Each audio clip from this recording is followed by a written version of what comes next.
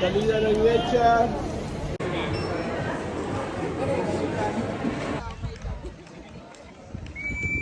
this case, the human sacrifices that they used to offer to the gods, you know, they used to make in another buildings.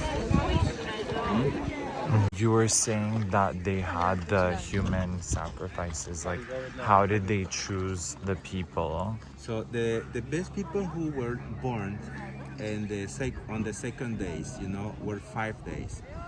August 8, our calendar today. So let's say like I was selected for a human sacrifice. Like, would I know in like beforehand or?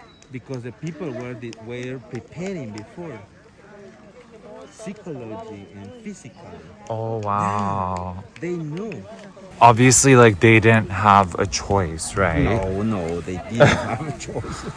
They had to accept, you know, Their fate. yeah. But you know, for them, the people back there was happy.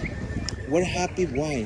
Because the idea is to guarantee the human, you know, life with the best blood. Yeah. They wanted the best blood. The most precious blood had to be spilled. Yeah.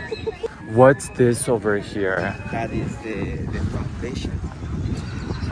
That is the foundation. Oh, okay. Yeah. That is all around circumference. Wow. So there's rocks underneath here, So they and this up. part hasn't been restored. It's No, just how that's it just was. how it was. But this was. Yes. Okay.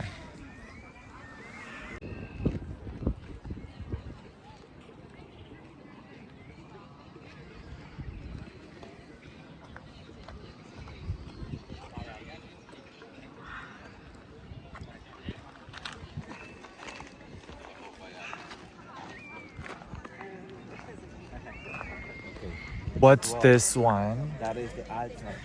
Oh, See okay. from there.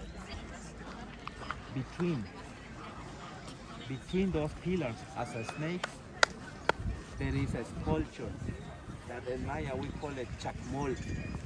Chakmol. Chak means red. Mol means hand. Chacmol, red hand. Red hands. Oh, okay. It was always red with the blood of the bleeding heart. So Wow. this is when they used to offer the hearts to the sun god. Behind of that sculpture there is a table. Wow. Okay, so they cut the chest, they took out the heart, and then they put the heart in the bowl. When the sun rises right in the middle. Was it like done in like a what's it called? Like a humane way, or it was like how did they cut them open with a sharp dagger? and just stab them? But he was a doctor. Already Yeah, dead? He already was dead. already dead. No, he was alive. Oh my Because they gosh. used to drink a special drink, hallucinogenic drink, to stop it feeling pain, to connect it with the God. Okay. They used to drink a special So they didn't really feel it. No, because it wasn't a punishment. Yeah. It was an honor. Oh, okay. Yeah.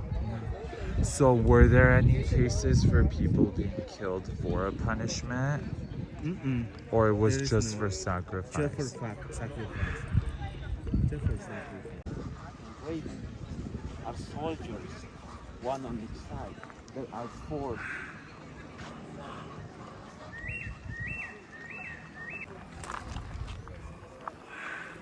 Look, the warrior Uh-huh. of the column. This you can see much better.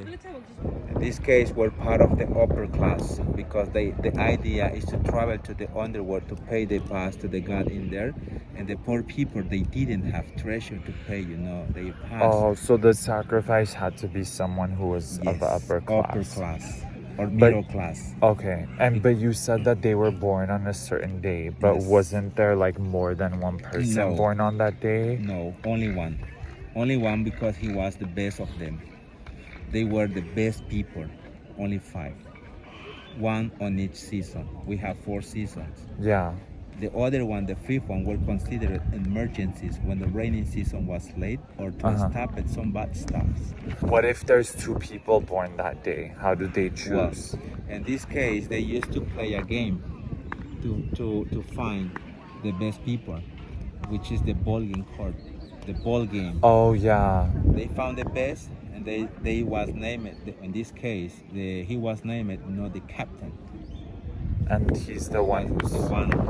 And then how long in advance do they know that they're gonna be a human sacrifice? Well, they could be people like 12 or, well, in this case, 13 years old. Until 20. So the sacred cenote. So that's why.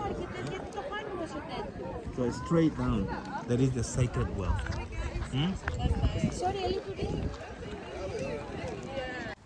Sacred well. Sacred well.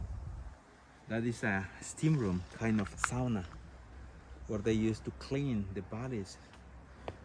After that, when they finished with the human heart, the rest of the body, they brought here, and then they cleaned it.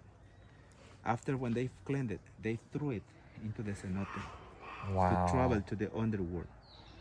So there's a lot of dead bodies here. Exactly. No one swims here, right? No. There is no way.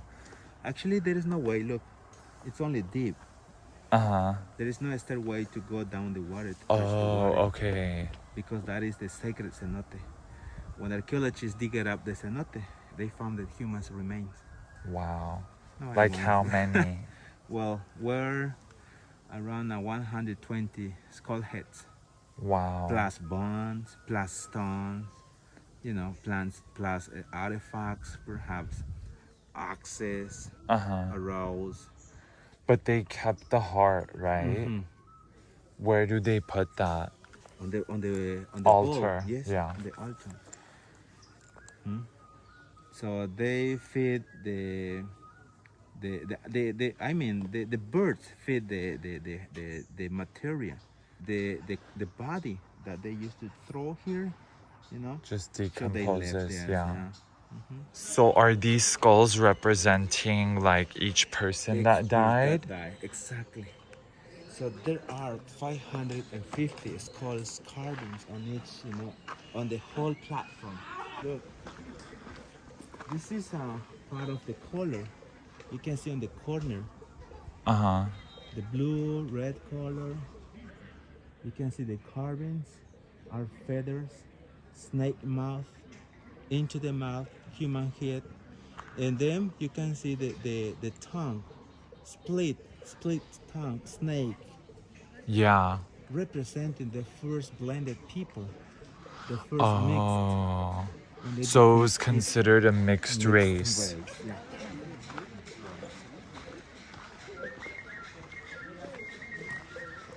So why did they leave here? Like why did they abandon it? Okay. In this case, they said it here since the 4th century until the 1st century. They used to live choosing a technique, which is the agriculture. What's happening with the Mother Earth? The Mother Earth started, getting dry. Oh, okay. In the weather, because they cut the trees, all of them, okay, to use as a field. Imagine if you cut the trees and the land and the weather is starting getting changing. Wasn't the same climate. So that's why. So climate change. Climate change. Yeah. Hey you guys, so I just finished my tour at the Chichenitza, which is basically, it's essentially like a ceremonial campus type of thing for the ancient Mayans. And my tour guide was Mayan. I don't know if like all the other tour guides are. I think like everyone pretty much working here is Mayan. It was just so cool to have him be my tour guide because I think it's so important to like have people from the backgrounds that you're like visiting doing things, because they just add a lot more depth and like context to what you're learning. And it's just like, it was really an honor to get that tour. And basically it's just like I'm kind of also overwhelmed by the amount of people that are here. It's just like an insane, I mean, it makes sense, it's one of the new seven wonders of the world, but it's just like so trippy because it's just like a little weird feeling when you have people taking like selfies on Instagram, which I'm not knocking, but like it's just like, do people even understand like where they are and like how special this place is? I mean, obviously I'm filming here too and shit like that. This is what I hate about like going to places like this. Like it's so like, it's basically exploitative tourism, if there's like a word for it. But it's just like, I wish like being more conscious was a thing, and I try to be that way just because like I know this is literally sacred. And I was asking him about like Mayan people today and if they can access this for like sacred reasons or ceremonial purposes, and he said that they can't. Apparently like that's not allowed, which sucks. And I think this ground, literally this like land, was owned privately up until the 1920s. Now it's owned by, I think, the Mexican government. So I don't know, it's just like weird feelings altogether to like be in a space that's so sacred. I feel very connected just because I am very like interested in indigenous people worldwide. I identify as indigenous, and I just feel like there's so many overlaps between indigenous people and like the shit that they face, like whether it's in Armenia or like here or anywhere. It's just like really overlapping and really similar things. Like even when he was describing to me like what was he saying?